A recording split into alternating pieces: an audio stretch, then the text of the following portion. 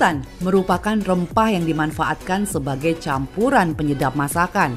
Jintan putih memberi rasa hangat dan pedas sehingga banyak digunakan untuk hidangan kari dan gulai. Tidak hanya populer sebagai bumbu masakan saja, di Tiongkok dan juga India, Jintan dijadikan sebagai obat herbal yang bermanfaat untuk mengobati berbagai macam penyakit. Salah satunya rebusan air jintan baik dikonsumsi oleh orang dengan diabetes. Karena rebusan jintan dianggap dapat menjaga kadar gula dalam tubuh tetap stabil. Benarkah? Akan dijawab oleh ahli herbal Dr. Tania Ingrid di segmen kali ini.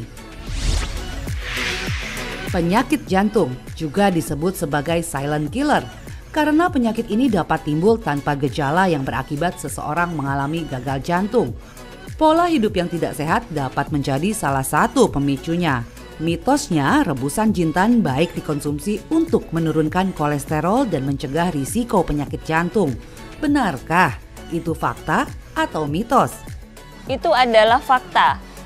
Pada penelitian hingga uji klinik, terbukti bahwa konsumsi rebusan jinten dapat menurunkan kadar kolesterol total, kadar trigliserida, kadar kolesterol jahat atau LDL kolesterol, dan meningkatkan kadar kolesterol baik atau HDL kolesterol.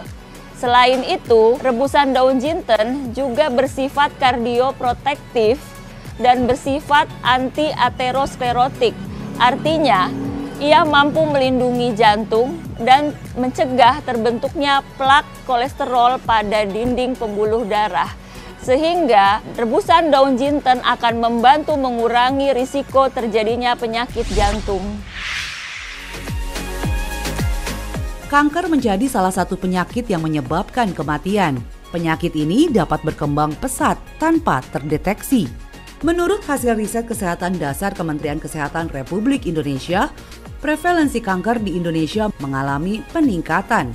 Pola hidup yang tidak sehat dituding menjadi salah satu pemicunya. Mitosnya, mengonsumsi rebusan jintan membantu mencegah kanker. Benarkah itu fakta atau mitos ya? Itu adalah fakta. Jinten mengandung senyawa-senyawa aktif yang bersifat antioksidan serta mampu mencegah terbentuknya sel kanker serta menghambat pertumbuhan daripada sel kanker. Hal ini terbukti pada uji in vitro maupun uji praklinis yang dilakukan pada sel kanker hati, sel kanker lambung, dan sel kanker serviks atau leher rahim. ASI berperan penting bagi bayi. Selain meningkatkan ketahanan tubuh, ASI juga membantu pertumbuhan tulang. Sangat penting bagi seorang ibu untuk menjaga kuantitas dan kualitas ASI-nya. Mitos fakta selanjutnya, konsumsi rebusan jintan membantu meningkatkan jumlah ASI. Itu fakta atau mitos? Itu fakta. Pada jinten terkandung zat yang namanya timol. Timol ini bersifat merangsang atau menstimulasi kelenjar susu sehingga produksi ASI akan semakin meningkat.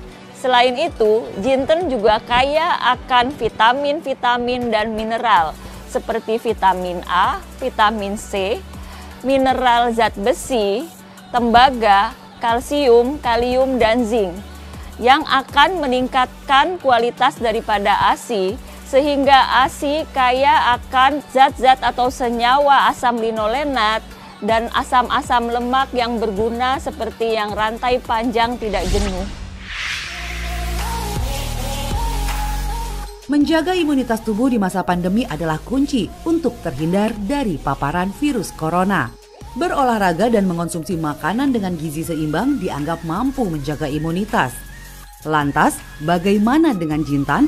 Karena mitosnya rebusan air jintan baik dikonsumsi untuk meningkatkan imunitas tubuh. Itu fakta atau mitos ya? Itu fakta.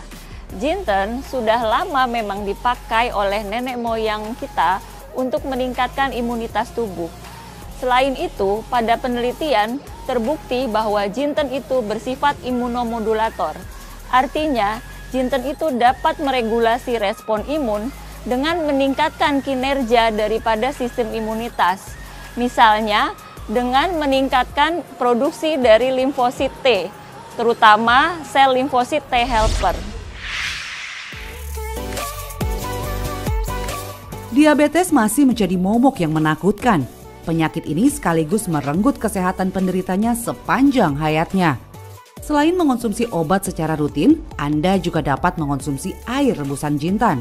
Karena mitosnya, konsumsi rebusan jintan membantu mencegah diabetes. Benarkah, Dr. Ingrid? Itu fakta atau mitos? Itu adalah fakta. Jinten mengandung senyawa-senyawa aktif seperti kuminol, kuminaldehida.